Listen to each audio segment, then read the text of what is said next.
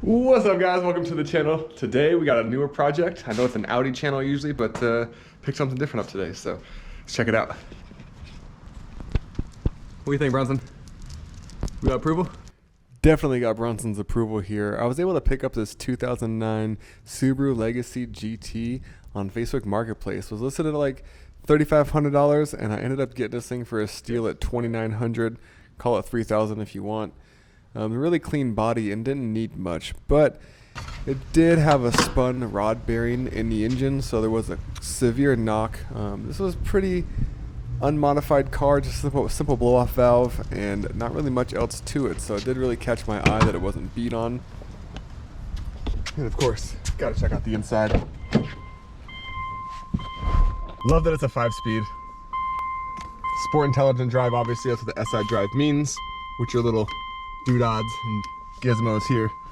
Interior is really clean, little ding here. See what we can do about that. A little dirty. Check out the seats, just in mint condition. Oh man, this thing was a great find.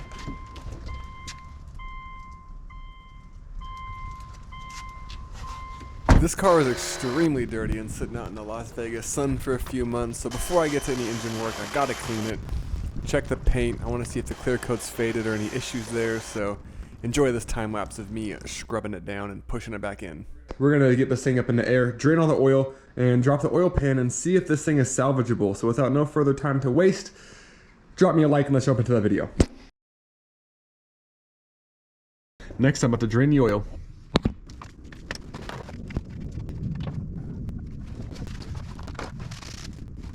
Alright, while the oil is draining, to get to the oil pan, I actually need to set up my engine support bar. And this was kind of a silly idea that wasted some time.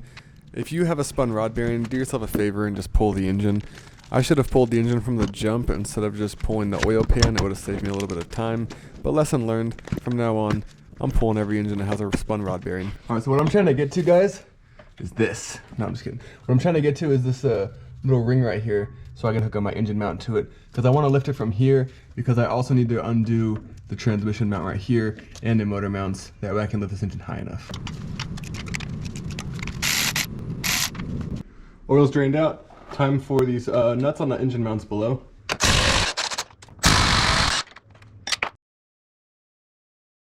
So even with the car lifted that high, it's still pretty challenging to get back there to those bolts. So next on the agenda is to pop this pan down. As you guys can see, I can still barely get my hand in there. And for safety measures, let's say that the chain broke or something happened up top.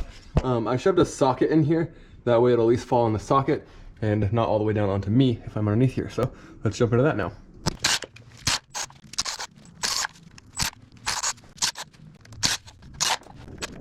All right, guys, I don't like to pry these or anything like that. As you can see, there's really not much room to pry these from. So best method, rubber mallet.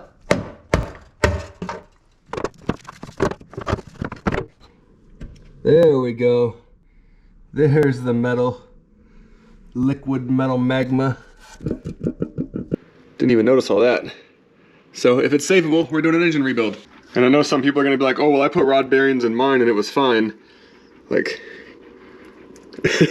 I'm not risking that. Look at that. They've already changed oil once too. And that's just destruction in the pan there, so. Yeah, here we go. Now we are on to the stage of, we're gonna pull this engine out and go get it rebuilt at a good machine shop. It's cheaper than going for a new engine, and I don't like going to JDM route. You have to do retuning. There's a bunch of other stuff you have to do. Correct me if I'm wrong. If this is savable, I just wanna save it. I only have 140,000 miles on the block at max. And we're gonna take it to a good shop and get this rebuilt. So we're just gonna jump right into pulling this out. This is not gonna be a how-to video on how to pull this engine. There's a lot of videos on the internet about pulling this engine. This is pretty much just gonna be a time lapse on me yanking this thing out and bringing it down to the machine shop. Let's go. My good friend DJ ended up stopping by, which is always appreciated. We ended up cracking a beer and pulling this engine out, making light work, kind of just fooling around. Pretty easy engine to pull. One of my favorites to pull out here. Just get it taken apart, ready for the machine shop. All right, so as you can see, we got the motor out. Pretty easy. It took about 2 hours roughly labor time. I mean, bullshitting with my friend even. Not really too complicated to pull these engines out, especially over a lot of other cars. Probably one of the easier ones. Now the fun begins. We have the engine pulled out here. And basically we just need to separate the intake separate the heads, and get this block down to a machine shop to see if it is salvageable. A lot of metal in the pan. Let's get this into position and break it down. So I decided to rebuild this engine mainly because having a rebuilt engine is much more reliable than going with a used engine or a JDM engine. I want to avoid the retuning, and it was honestly a lot more affordable. Don't forget to dance. Way more affordable than going with a fully rebuilt engine or the other route. Paying a pretty good price to have everything rebuilt with high quality parts that will ensure that it's actually better than its factory stock form. So we'll have a pretty reliable engine here. Got it down to this point and pretty much got stuck because I didn't have the special tools to take off the cam sprocket or the AVCS. And I'm so used to the single overhead cam engines where you know, you can just take the bolts off with the cam on and just pop it right off. So forgot all about having to remove that. So all these end caps and everything like that has to come off, and you can't get that part off unless you take this and this off.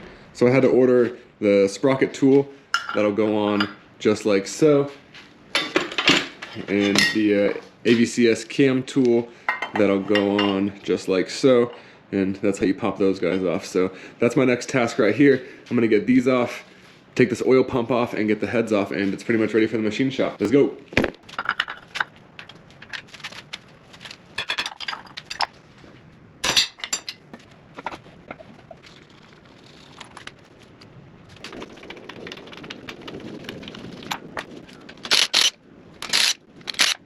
Well, all these bolts need Loctite, friendly reminder. Because if that cover comes off, that's bad news.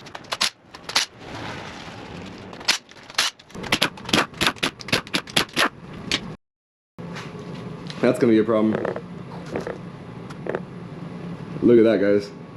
All the cam journals are grooved. I'm gonna have to take this whole head down to the machine shop because I can't have that. That's not good. Guys, I keep all the bolts right where I take them off at, so that way I'm not searching around for bolts later. Yeah, the seals will probably hold those in still, so pop the seals out. Maybe it was popped in there, huh? Right, you could just like see if I get a good shot of that. You could see little metal flakes that went through the oil. See a chunk of metal stuck right there, so. And there's rubber seals. These all might need to get refinished at the machine shop. And here's one of my favorite hacks that I've come up with. Take an extension cord and place it right underneath the wheel of your engine stand. If you don't have another person to hold it when you're breaking head bolts free, look how effective this is at stopping that wheel from moving around. Works great every time.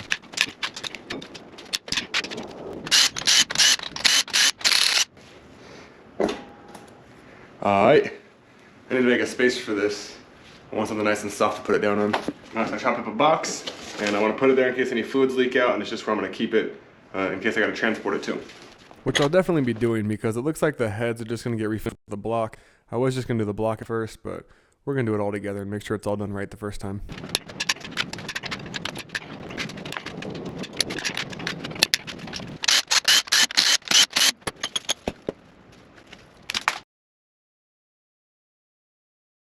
Alright, so I got the motor stripped down completely, oil pump is off. This thing is on its way to the machine shop. So next I'm just getting this thing loaded up into the Audi and we are dropping it off at the shop. Let's go. And that's a wrap on today's video, guys. If you guys like this video, drop me a like or subscribe to the channel. This engine's going to take about 4 to 8 weeks to get back from the machine shop, hopefully closer to 4. Can't wait to get this thing running and back on the road again. Thanks for watching. Check the mic and make sure it sound right, boys.